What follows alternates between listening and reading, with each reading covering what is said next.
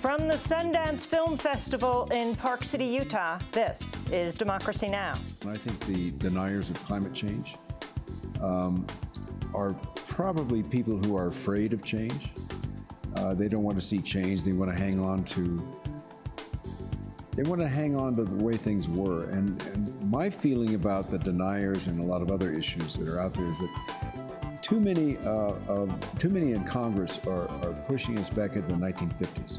Today, we spend the hour with Robert Redford, Oscar-winning director, actor, and longtime environmentalist. I think it should stay in the ground now. And I think that we're so close to polluting the planet beyond anything sustainable.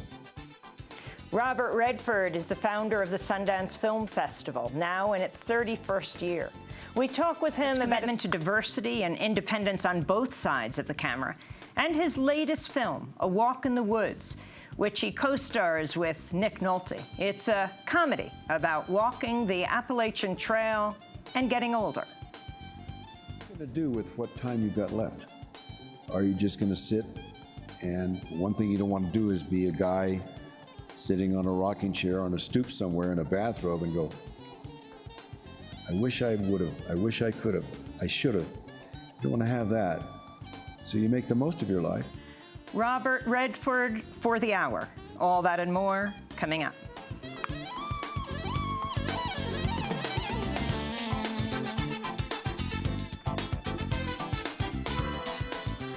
Welcome to Democracy Now!, democracynow.org, the War and Peace Report. I'm Amy Goodman. We're broadcasting from Park City, Utah. Former Soviet leader Mikhail Gorbachev is warning the confrontation in Ukraine could turn into an all-out war between Russia and the West. Gorbachev accused the West of dragging Russia into a new Cold War. He said, quote, I can no longer say that this Cold War will not lead to a hot war. I fear they could risk it. More than 5,000 people have been killed in fighting between Ukrainian forces and pro-Russian separatists since last year's coup in Kiev. On Wednesday, U.S. Treasury Secretary Jack Lew traveled to Kiev to give Ukraine a $2 billion loan guarantee while criticizing what he called Russian aggression. Ukrainian Prime Minister Arseniy Yatsenyuk met with Lew and thanked the U.S. for its support. We are together. We are defending the free world, and we are defending freedoms and liberties of every human being in Ukraine and in the entire world. So this is the right way. This is the right way to do, and I would like to reiterate once again that the United States is one of the strongest allies of Ukraine. 2 Israeli soldiers and a Spanish United Nations peacekeeper were killed on Wednesday in an exchange of fire between Hezbollah and Israel in one of the most violent clashes between the two sides since the 2006 war. The soldiers were killed when Hezbollah fired 5 missiles at a convoy of Israeli military vehicles in the occupied Shebaa farms. The UN peacekeeper died in Lebanon when Israel responded with airstrikes and artillery fire. Israeli Prime Minister Benjamin Netanyahu spoke on Israeli television after meeting with security chiefs. Whoever is behind today's attack will pay the full price. For some time, Iran, via Hezbollah, has been trying to establish an additional terrorist front against us from the Golan Heights. We are taking strong and responsible actions against this attempt. The Lebanese government and the Assad regime share responsibility for the consequences of the attacks emanating from their territories against the State of Israel. At the United Nations, Chilean Ambassador Christian Barros, who is serving as president of the UN Security Council, condemned the killing of a UN peacekeeper. The members of the Security Council condemned in the strongest terms the death of a UNIFIL Spanish peacekeeper, which occurred in the context of fire exchange along the Blue Line. The members of the Security Council expressed their deepest sympathy to the family of the fallen peacekeeper and to the government of Spain. Wednesday's attack by Hezbollah on Israel took place in the occupied Shebaa farms, a disputed tract of land occupied by Israel but claimed by both Lebanon and Syria. In Washington, State Department spokesperson Jen Psaki was asked by the Associated Press's Matt Lee about the U.S. stance on the land. Just on a technical question, there are some who have made the argument that this area, Sheba Farms, is Israeli-occupied Lebanon. What's the U.S. position on this, on the status of this area? I'd have to check with our legal team on the specific status, Matt. I'm happy to do that. In a symbolic move, the new Greek government has hired almost 600 laid-off government cleaners, mostly women, who've been protesting outside the finance and economy ministries. They were laid off in 2013 as part of an austerity measure to meet demands by international lenders for the Greek bailout. On Wednesday, Greece's new finance minister, Yanis Varoufakis, announced the decision. One of our first moves will be the immediate cutting of costs at the ministry. For example, the number of advisors. And this spending cut will fund the rehiring of the cleaning ladies at the ministry. It will be a symbolic first move. On Capitol Hill, Attorney General nominee Loretta Lynch will return today for day 2 of her confirmation hearing. It confirmed Lynch will become the first African-American woman to serve as Attorney General of the United States. During Wednesday's hearing, Lynch described the National Security Agency's spying programs as, quote, constitutional and effective. Recent events, however, have underscored the importance of this as an issue in the war on terror. And so I would hope that we could move forward with any proposed changes to FISA with a full and complete understanding of the risks that we are still facing. And if any changes need to be made, again, after full and fair consideration with this committee, with the Intelligence Committee, and the discussions that we need to have, making sure that we can still provide law enforcement with the tools that they need. Senator Patrick Leahy of Vermont questioned Lynch about torture. Do you agree that waterboarding is torture and that it's illegal? Waterboarding is torture, Senator. And thus illegal. And thus illegal. Republican senators repeatedly questioned Loretta Lynch about her views on immigration. This is Republican Senator Jeff Sessions of Alabama. In the workplace of America today, when we have a high number of unemployed, we've had declining wages for many years. We have the lowest percentage of Americans working. Who has more right to a job in this country? A lawful immigrant who's here, a green card holder, or a citizen, or a person who entered the country unlawfully? Well, Senator, I believe that the right and the obligation to work is one that's shared by everyone in this country, regardless of how they came here. And certainly if someone is here, regardless of status, I would prefer that they be participating in the workplace than not participating in the workplace. During her confirmation hearing, Attorney General nominee Loretta Lynch also revealed she was against the legalization of marijuana and for the death penalty. In other death penalty news, the U.S. Supreme Court has stayed the execution of 3 Oklahoma death row prisoners until the court hears a challenge to the state's lethal injection formula. One of the prisoners, Richard Glossop, had been scheduled to die tonight. A new academic study has concluded foreign governments are 100 times more likely to intervene in civil wars if the troubled state is an oil-rich nation.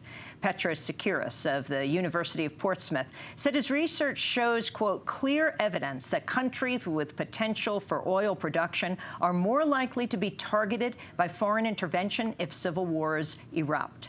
In related news, Royal Dutch Shell has signed an $11 billion deal with Iraq to build a massive oil plant in Basra.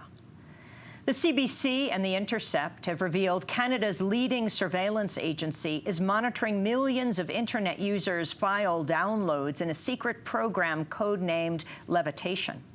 The secret operation taps into Internet cables and analyzes records of up to 15 million downloads daily from popular websites commonly used to share videos, photographs, music, and other files.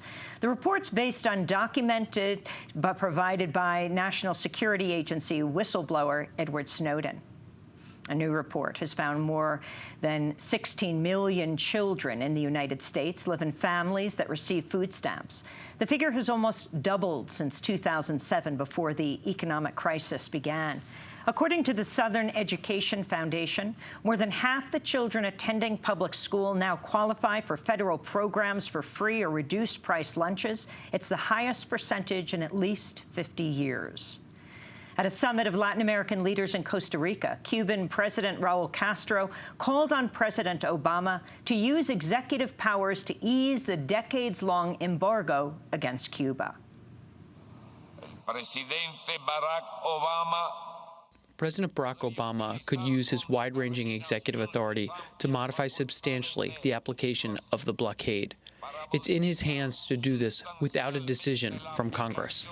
President Raul Castro also said Cuba will not be able to normalize relations with the United States until Washington returns the land being used for the Guantanamo prison and naval base. In other news from Latin America, 2 former Chilean intelligence officials have been sentenced in the murders of Charles Horman and Frank Tarugi, 2 U.S. citizens who were killed shortly after the 1973 coup led by General Augusto Pinochet. Retired Army intelligence officer Pedro Espinoza was sentenced to 7 years in prison. Rafael Gonzalez, who worked for Chilean Air Force intelligence, was sentenced to 2 years of police supervision. The Horman case inspired the 1982 Costa Gavras film Missing. In news from Australia, authorities conducting an inquest into the deadly siege at a chocolate cafe in Sydney last month have concluded one of the hostages, Katrina Dawson, was killed by police bullet fragments. Jeremy Gormley of the New South Wales State Coroner described the findings. Ms. Dawson was struck by 6 fragments of a police bullet or bullets, which ricocheted from hard surfaces into her body. I'll not detail the damage done to Ms. Dawson other than to say that 1 fragment struck a major blood vessel. She lost consciousness quickly and died shortly afterwards. In St. Louis, a brawl broke out at a public meeting last night as local residents gathered to discuss a plan to set up a board to review complaints against the police. The proposal was drawn up after 18-year-old Michael Brown was fatally shot by a police officer in nearby Ferguson, Missouri last August. People angry at what they say is mistreatment at the hands of police began shouting and scuffling when a member of the police officers union began speaking out against the proposal.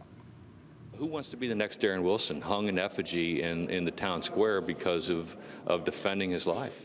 What citizens want, especially in the wake of what we've seen in St. Louis in the last few months, is a new level of accountability. In other police news, charges are being dismissed against a Detroit police officer who fatally shot Ayanna Stanley Jones, a 7-year-old girl, during a botched 2010 raid at her home. Ayanna was shot while she was sleeping on the couch with her grandmother. The officer, Joseph Weekly, was originally charged with involuntary manslaughter and careless discharge of a firearm causing death. Weekly was tried twice in court. Both times ended with a hung jury. And a South Carolina court has tossed out the convictions of a group of African-American civil rights activists known as the Friendship Nine, who were arrested for sitting at a whites-only lunch counter in 1961.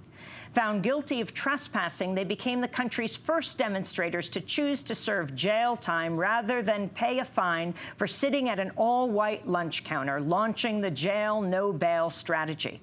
Clarence Graham was one of the 9 who took part in the action. In 1961, when we were downtown, it wasn't for any glory. We were not looking for any hero worship. We were simply 10 students who was tired of the status quo, tired of being treated like second-class citizens, tired of being spat on, kicked, called the N-word, drinking out of colored water fountain. We got tired of that. On Wednesday, Judge John Hayes announced the decision to clear the Friendship Nine. Hayes is the nephew of the judge who handed down the original sentence. And those are some of the headlines. Today, a Democracy Now! Special.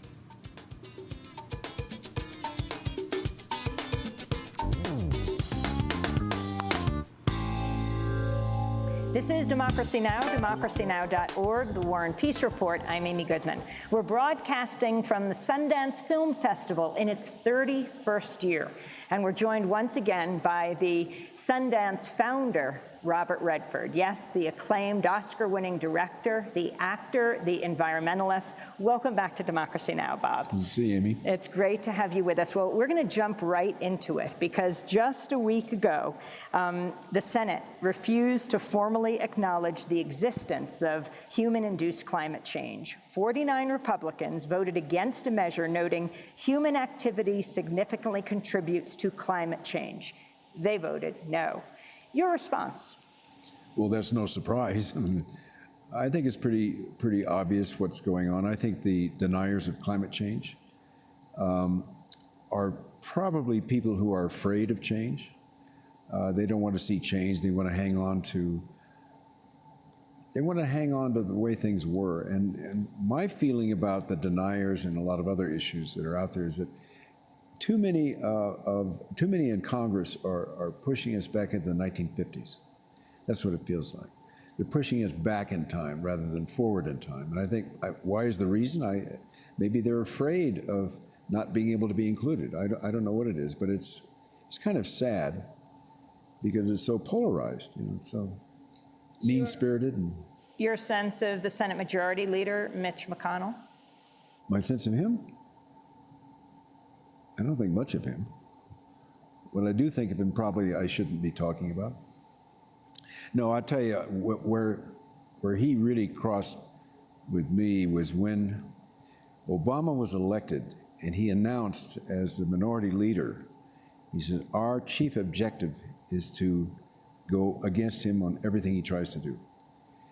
And when he said that, I said, and this guy is going to be a speaker? This feels like un-American. That felt like an un-American thing to do and say. And from that point on, he's been relentless in denying and going against. Not great for the American public. Bad representative in my mind. And one of their first acts is to push for the Keystone XL pipeline. It's very strange to be here with you now because just a few years ago, we were talking about this very subject. President Obama still hasn't ruled on it, but the Republicans and some Democrats, joined by some Democrats, are pushing forward on the Keystone. Well, it's the same old, same old. In other words, it's all about jobs. But the bigger picture is not being looked at. The bigger picture is not being told. In other words, let's just start with the idea of a pipeline going that many miles, 1,200 miles, whatever it is, and there's never been a leak in a pipeline. Leaks already. Montana, San Jose, California. Show me, why don't you look at the history of pipelines? My suggestion would be, don't listen to these guys because they're pushing something that's about yesterday. But look at the history. Look at the history of pipelines, wherever, all over. Find out how many leaks. How secure have they been? How have they destroyed certain communities with their leaks and so forth? There's never been a leak. So those issues aren't being addressed. Then there's the job issue, you know, and there's dispute on that. And I say look at the history, but mainly look at the facts. Don't listen to the argument we should have it. Just say, hold on, let's look at the history of pipelines. Let's look at the facts, but the true facts, not the ones hyped up by the GOP. They also often say that we need this oil to move forward in America. Well, we also need alternative energy, too. I mean, I think that's the future. I don't think oil is the future. I think it should probably stay, and this is going to be an unpopular view, but I think, because I worked in an oil field as a kid. I worked in the Chevron oil fields in California. So I've had a lot of experience with oil. I think it should stay in the ground now.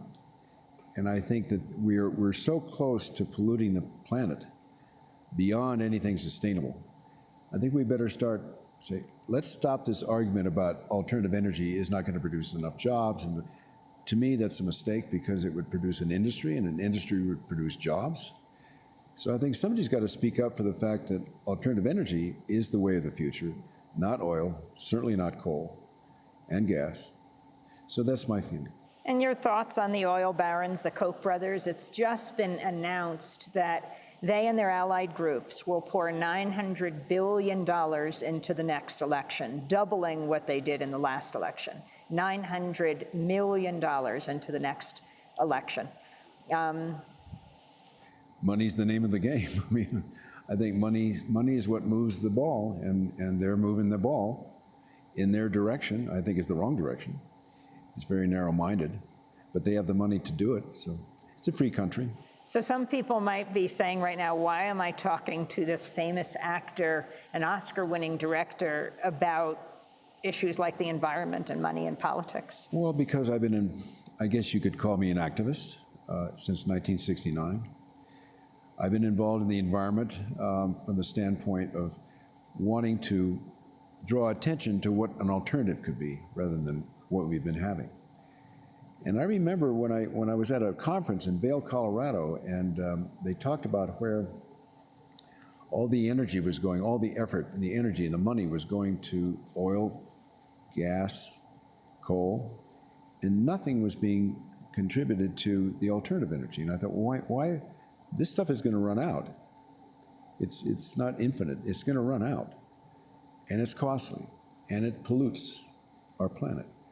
If somebody doesn't start thinking about what we're going to develop for our survival, because I think we are a development-oriented society, it's going to be a question of what we develop for our survival and what we preserve for our survival. And I think there's been little to no talk about preservation because those people that you're talking about, the McConnells and people like that, they're living so far in the past. They're living so much in the past. Seems like they're afraid of the future. That's Robert Redford, Oscar-winning director, actor, environmentalist, and founder of the Sundance Film Festival, now in its 31st year. His best-known films include Butch Cassidy and the Sundance Kid, All the President's Men, and The Sting. I spoke to Robert Redford last night here in Park City, Utah, at Sundance Film Festival headquarters. We've been broadcasting from Park City Television all week. Coming up, I asked Redford about the history of what's now one of the largest independent film festivals in the country. It started with just 150 people attending the first year. Now it's well over 45,000 people. We discussed the festival's commitment to diversity and promoting women, people of color, and young people on both sides of the camera. I also talked to Redford about his new film premiering here at Sundance, which is a rare occurrence. It's called A Walk in the Woods. We also talk about his documentary about the Colorado River. All that and more coming up.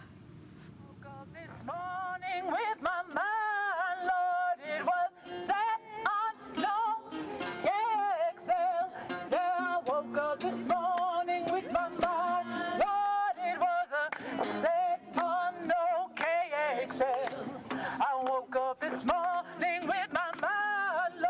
it was set on no KXL. Hallelujah, hallelujah, hallelujah, hallelujah, hallelujah. Yeah, we're singing and praying with our minds, Lord, we are. Singing and praying with our minds, they are set on no KXL. Yeah, we're singing and praying with our minds, Lord, they are set on no KXL. Hallelujah, hallelujah, hallelujah, hallelujah, hallelujah. Yeah, we're walking and talking with our minds, Lord, they are.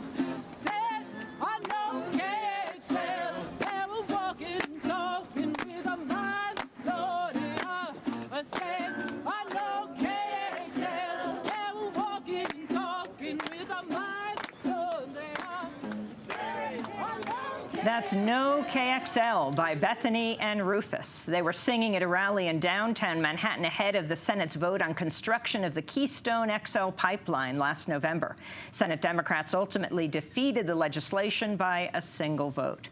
This is Democracy Now!, democracynow.org, the War and Peace Report. I'm Amy Goodman. We're broadcasting from Park City Television in Park City, Utah, where the Sundance Film Festival is underway. Today, we're spending the hour with the man who founded Sundance, the Oscar-winning director, actor and longtime environmentalist Robert Redford. As we continued the interview, I asked Robert Redford about his 2012 documentary Watershed about the Colorado River, which he made with his son Jamie Redford and also narrated. The Colorado River flows nearly 1,500 miles from its source in the Rocky Mountains to the Gulf of California. Along the way, most of the water is diverted by dams so that it now rarely reaches the sea. I asked Redford why he chose to focus on the Colorado River system, which provides much of the American West with water. I made a documentary about the Colorado River. When I found out the Colorado River, which is an iconic trademark of America, doesn't reach its destination, doesn't reach the Sea of Cortez. And a lot of people didn't know that. They didn't know why. And the 7 states use that one water source. And when you add things like golf courses, when you add second home development, you add all that stuff, plus the fact that people need the water to survive, it's a weight. So I thought it would be good to do a documentary that just illustrates what the deal is. And so that's why I did. So I want to turn to a clip that's on one of your websites about the Colorado River. And it's a kind of conversation between you and Will Ferrell. Will Ferrell. That was supposed to be funny. Okay, let's let the audience judge. The Colorado River is one of the most loved and hardest working rivers in the world. But we've overused it. Most years the river dries up even before it reaches the sea. By adding just a small amount of water to the river's flow, we can help bring life back to the wetlands and marshes in the Delta. So please, would you join me in raisetheriver.org and find out how you can get involved? Hello there. Hello there. I'm William Farrell. Recently, we've been hearing some talk of a little problem in the Colorado River Delta. We got old Sundance riding around, trying to raise the Colorado River and restore its flow. And I say, do we really need more river? I mean, hell, we got plenty of ocean. Let's move it. Let's reconnect these things the old-fashioned way, the American way. The way to fix this thing is to send money so myself and some other scientists can begin the process of moving a small portion of the ocean back toward the wet part of the river, from there to there. Now go to movetheocean.org and send us your money.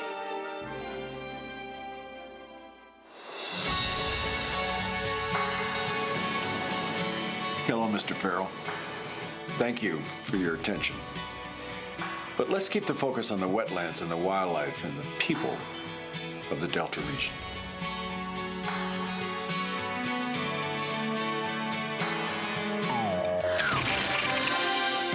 You're concerned about the migration patterns of the rufous-sided towhee? You know what I'm concerned about? Surfers, specifically American professional surfers. They suffer from a lack of adequate surfable coastline in North America and are forced to travel great distances to enter surf competitions in places like Fiji, Hawaii, Brazil, really far away, okay? We owe it to these fine men and women to move the ocean a few hundred miles in, creating more beach, more waves. Hey, Kelly, how would you feel about more ocean? Yeah, sounds great. Love it. See? He'd love it. Move the ocean. I don't think they want to sing. MoveTheOcean.org.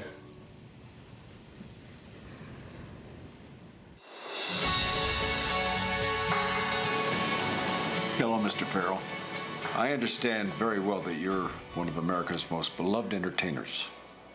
And you sure are in my book, and that's good. Good for you. And that's why I'm sending you this message. Seek help, Will. Soon. You need it.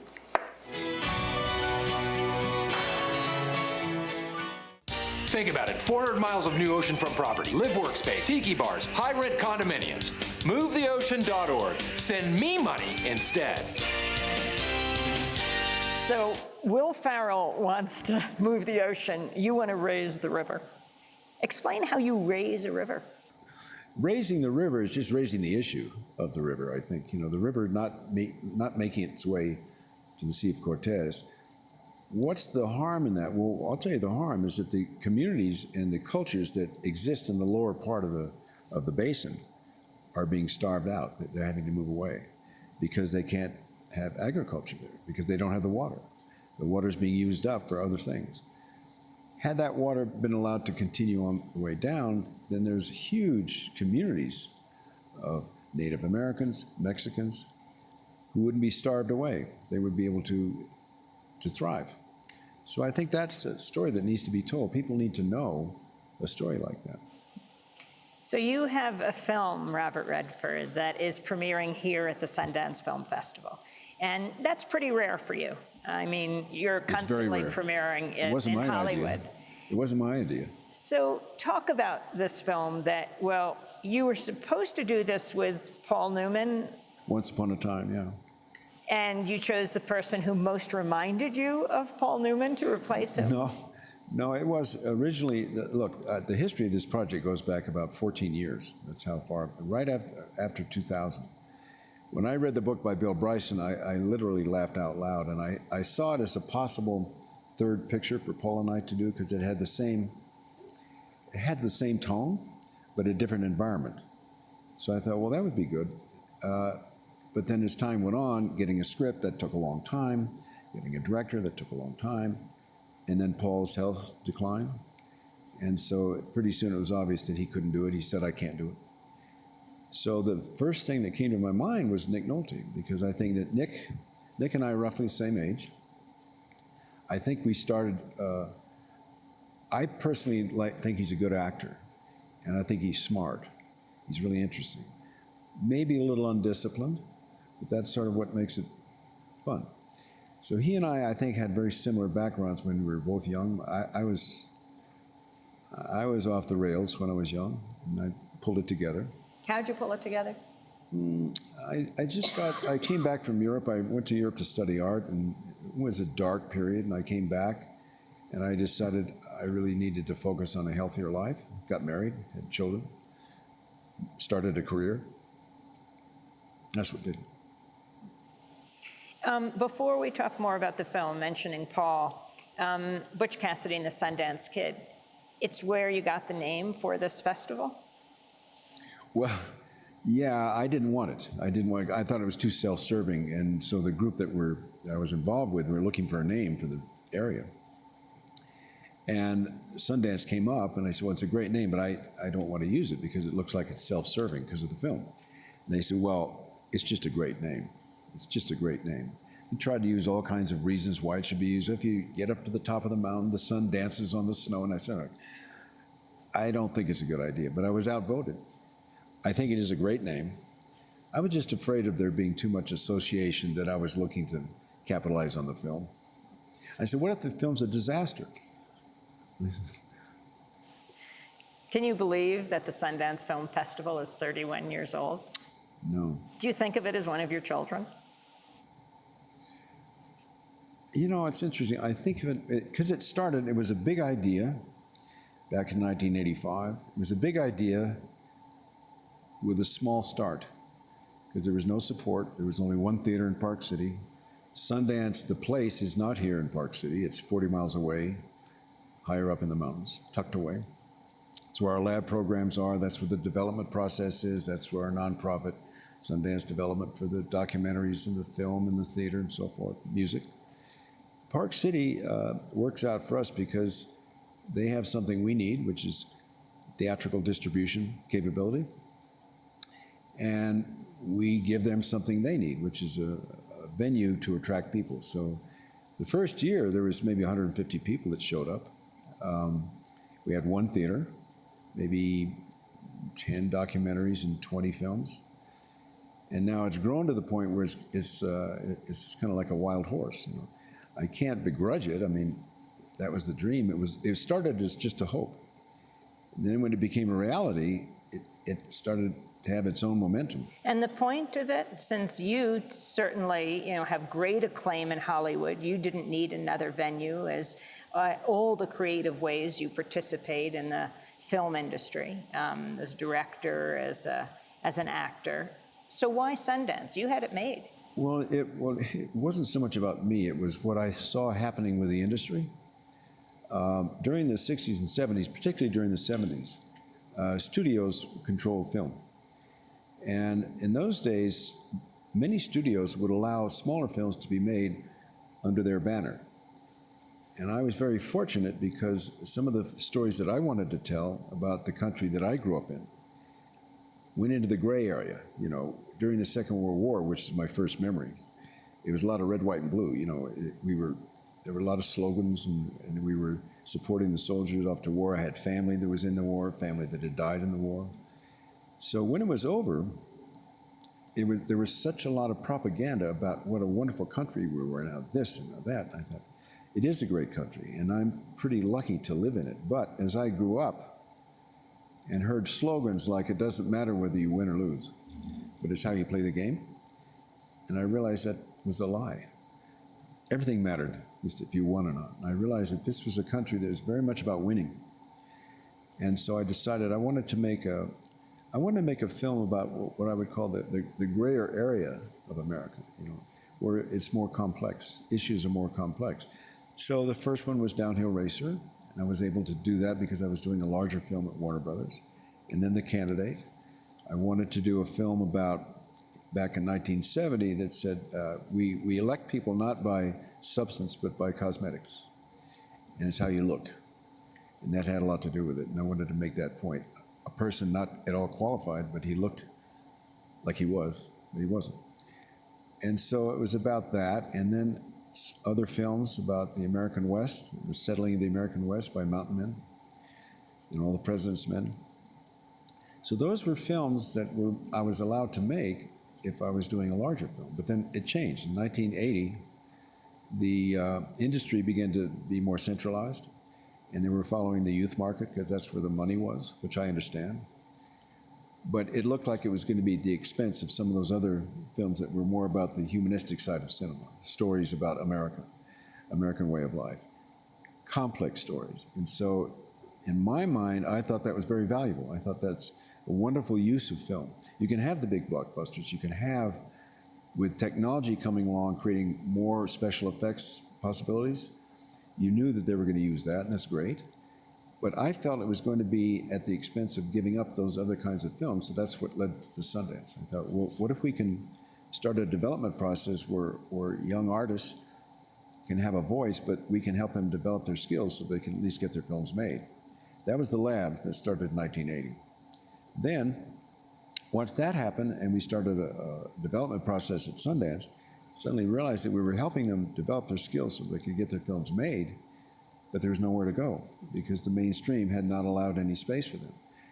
And that led to the idea of a festival. So originally it was just an idea that maybe we can have a community of filmmakers coming together and share each other's work.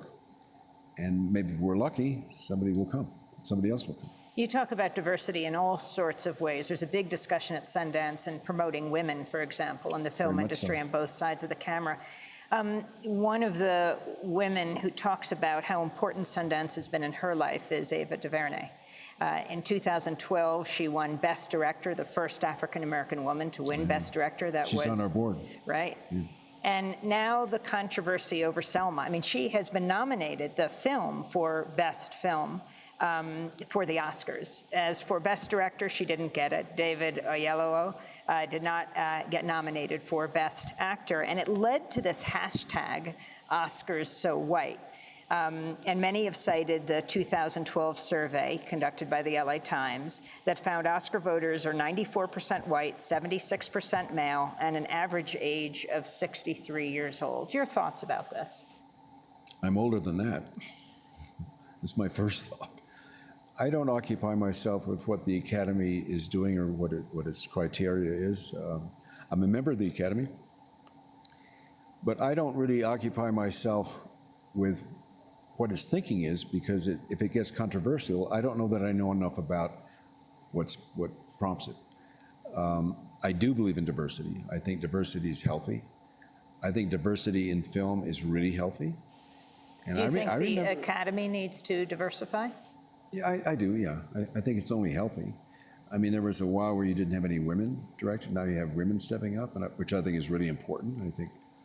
I think the future would be do quite well with focusing on women and young people. I think the youth of tomorrow, I think we need to spend time thinking about them, particularly on the environment. You know, if we're going to be polluting this planet, what are we doing for the new generation? What are we giving them to work with? And the same thing in film. You know, young people are new ideas, and you want to create space for them to develop. And women, I think, have a lot to bring. Virtually, just the country needs more nurturing, that's for sure. That's Robert Redford, Oscar-winning director, actor, environmentalist, founder of the Sundance Film Festival, now in its 31st year. I spoke to him Wednesday night here in Park City, Utah. Here at Sundance in 2013, for the first time, women directed 50% of films in the U.S. dramatic competition. That stands in stark contrast to Hollywood, where women filmmakers actually appear to have lost ground over the last 17 years. The latest celluloid ceiling report from researchers at San Diego State University found men directed 93% of the 250 highest-grossing films of 2014. Women directed just 7%, a decrease of 2% compared to 1998. Again, that was 17 years ago. Sundance alumni Laura Poitras, director of Citizen4, and Gillian Robespierre, director of Obvious Child, and Ava DuVernay, director of Selma, were among just 17 women directors whose films broke into the top 250 highest-grossing films this past year. When we come back, we speak to Robert Redford about his new film here at Sundance, A Walk in the Woods. Stay with us. One day, when the glory comes, it will be ours, it will be ours. Oh, one day, when the war is won, we will be sure, we will be sure. Oh,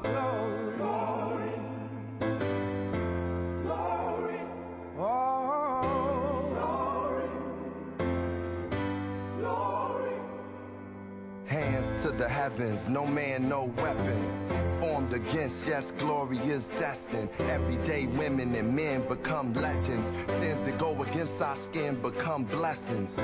The movement is a rhythm to us. Freedom is like religion to us.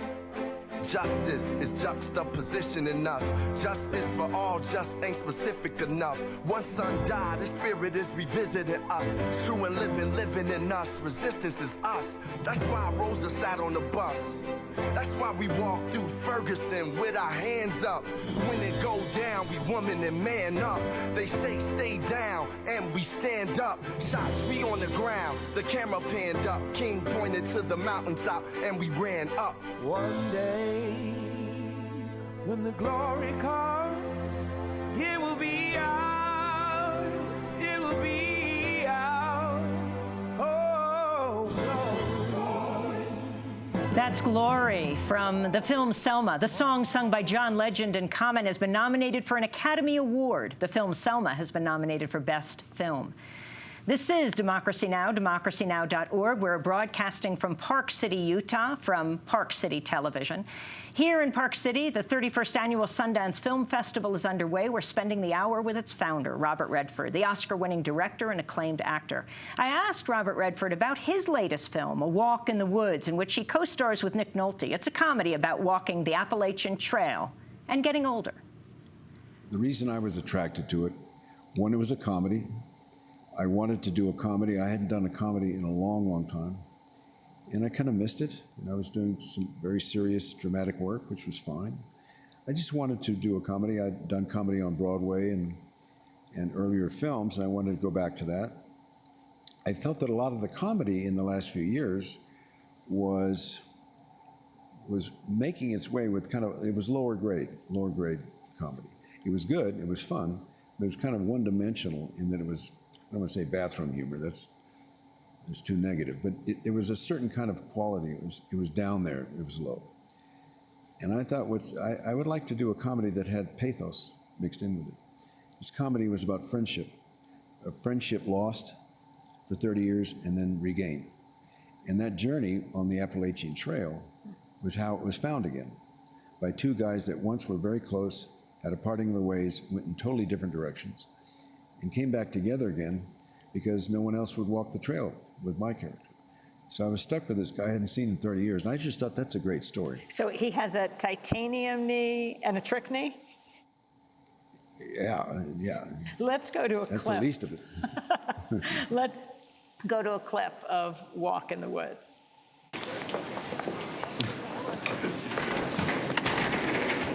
Hey, Stephen. Yeah. Here's Steve. This is my wife. You're the British nurse I've heard so much about. I certainly hope so. Yeah, good to meet you. It's a little bit like a bear hug. Are you limping? No, it's a titanium knee. This one's a trick knee, you know. It's wait a second, I can get that. I can just,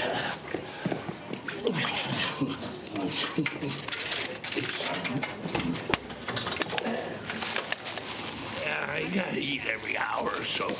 Otherwise, I get these, What, episodes? No, they're... seizures? Seizures, that's right. You get seizures? Mm-hmm, yeah.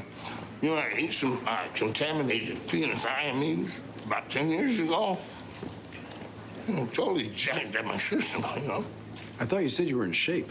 I am. That's Robert Redford and Nick Nolte, Emma Thompson as well. And especially for our radio listeners who aren't watching this on television, the part where you heard a candy machine working, that was Nick Nolte sort of revving up, getting some fuel before his walk. Yeah. Isn't it also a film about getting older? Yeah, I think so. I think it's certainly about that. It's about what are you going to do with what time you've got left? Are you just going to sit?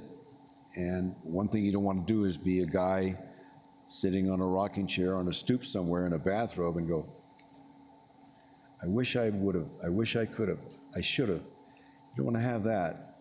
So you make the most of your life. And these guys hit a point where they see the end of the road. It's not that far away. What are you going to do? One last shot, one last effort to break through monotony, break through convention. Are you still young enough and able enough to try something risky that might change the whole picture? So I think that was the motivation. Do you continue to try risky things? Yes. What do you consider? To me, there's the only risk is not taking a risk, in my mind. I think risk is what moves things forward. You're not going to make it all the time. You're going to fail. You won't achieve what you want to, but as long as you're willing to take a risk to move things forward. When have you failed and seen that? Right now in this interview. And seen that. I have. We don't need to go into it. There's a lot of times in my life. And seen it as actually, in retrospect, because it's very hard to feel it when you fail, but as an important turning point that actually led you in a direction you wanted to go in. Well, I think taking chances, again, this risk, taking a chance. I began my life, my early adult life, I thought I was going to be an artist. I'd gone to Europe to study art. I saved up enough money to last for a year, kind of on the bum. And that travel exposed me to a real education that I didn't feel I was getting in a classroom. Getting out in the world and experiencing other cultures, other languages, different people with different views. That became my education. And so I thought to keep myself company, I would have a sketchbook. I would go to bars and hitchhike along the way, and I would sketch people. I was alone.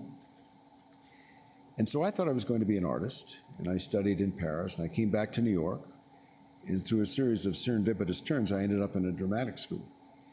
I wasn't planning that, but what happened when I went into it was something clicked that I hadn't expected, and my life took a different turn, and suddenly I was an actor. Do you draw now? Pardon? Do you draw now? Do you paint? I do. I keep, yeah. It's the way I tell a story to myself. If I'm sitting in a restaurant and I'm alone, I used to be able to sketch. Are you ever alone in a restaurant? Yeah. What I would do would be, because I was alone, to keep myself company, I would sketch people I was seeing. I can't do that now. Somebody's looking at you. But it gave me great comfort, and I would sketch. There was a story being told at another table, and I would sketch the person or the couple or the group, and then I would imagine what their story was. And on the right-hand side of the page, I would write what I thought their story was to correspond to the picture. So in my mind, I was putting the picture and the story together in my mind.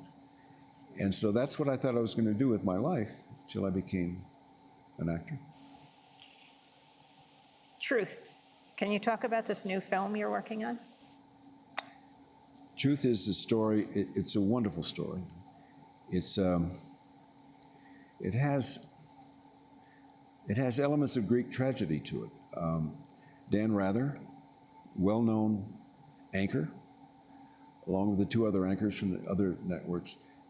It was that moment in time where Dan was at the top of his game, and he fell from grace very quickly. His producing partner, Mary Mapes, they were producing incredible work. And he ran afoul of his bosses, CBS at that time, who felt that he was pushing a little too hard against George Bush on his Air National Guard record, which was flawed and it had holes in it. And he was beginning to pursue what the real truth behind that was. Can you just remind people what that National Guard story was about? Well, it got complicated. It had to do with a memo, but what it was that the administration was covering up the fact that he didn't show up, didn't do a physical, didn't show up, went to Alabama to campaign rather than showing up for duty and all that kind of stuff. Way back when he served way in the back, National Guard. And so Mary Mapes was doing the research, getting the facts together, and Dan was putting it on the air, but CBS didn't want it because they wanted a relationship with the administration. They asked him to back off. He said, I can't do that. My job is to tell the truth. He said, you can also tell it too much. So anyway, there was a tension that ended up because he did not stop. He said, this is my job. So they fired him and her. And that was a fall from grace that took place in a very short amount of time. So this film is just about that moment where he was at the top and then fell. And I talked to Dan, I called him before I did the film. And it's a hard character to play for me because he's so well known. You know, you got a public face that's very well known. And you want to be careful, you don't want to imitate that person. That could become a caricature. You also want to find the essence of the person so you can be truthful to his type of person. So I called him and told him about this. I asked him if he was going to be uncomfortable with it. He said no. I said, well, then tell me something. What was it about you and Mary Mapes? Because Kate Blanchett plays Mary Mapes in this. What was it? And he said, I'll tell you what, Bob, it was about loyalty. He said, she and I were loyal to each other. And we were loyal to our boss. The heartache, the tragedy was that our faith in our bosses wasn't acknowledged. There was no reciprocation for that. And so we were fired, but we stayed loyal to each other. We've stayed loyal all these years to each other because that was the core of our relationship, loyalty to get to the truth. And we were kind of done in by our own bosses, who we were both very loyal to. We believed in them. I thought, that's a great story. It wasn't my idea. Are there any echoes of All the President's Men in this? Maybe a little bit. I think in All the President's Men, what attracted me to that story was showing what two reporters did that nobody knew anything about. Everybody knew about Nixon. Everybody knew all the headline stuff. But these two guys were doing something nobody else was doing. They were digging. There's been a break-in at Democratic headquarters, and they were bugging the place.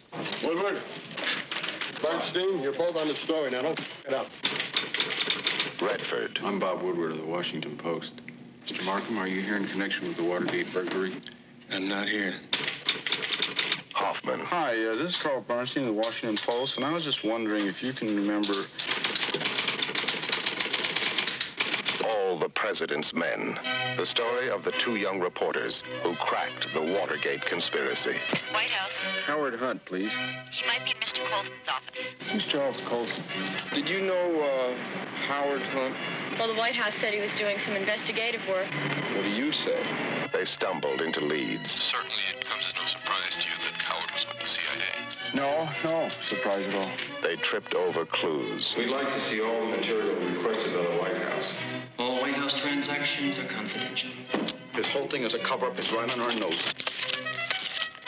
And piece by piece, they solve the greatest detective story in American history. There is no way the White House can control the investigation. I don't want to say any more, okay? Have you been threatened if you tell the truth? Is there a cover-up? Don't you understand what you're on to? Mitchell knew. Of course, Mitchell knew. Woodward! Bernstein! Get in here! At times, it looked as if it might cost them their jobs. You guys are about to write a story that says the former Attorney General, the highest-ranking law enforcement officer in this country, is a crook. Their reputations. Why is the Post trying to do it? I don't know. Perhaps even their lives. Carl Bernstein. Yeah, and Bernstein Bob and Woodward. Woodward, yeah. And to me, it was about their relationship. One guy was a Jew, the other guy was a WASP, one guy was a Republican, the other guy was a liberal. They didn't like each other. One guy was a good writer, the other guy wasn't so good. Didn't like each other, but they had to work together. And I said, that to me is a great story. I wasn't interested in anything other than what these guys did at a certain time that nobody else was doing, and what was their relationship like. That to me is what All the President's Men was.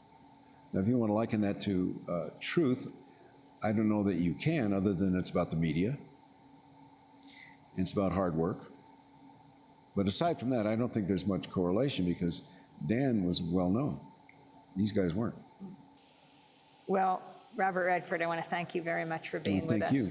And I want to end with this question. Je suis Charlie, what took place in France, the whole idea of freedom of the press, freedom of speech, but also the backlash, the concern about Islamophobia and communities under siege, whether we're talking about in France or here at home, the Black Lives Matter movement. Your thoughts on where we are today? Well, I mean, now we get down to democracy.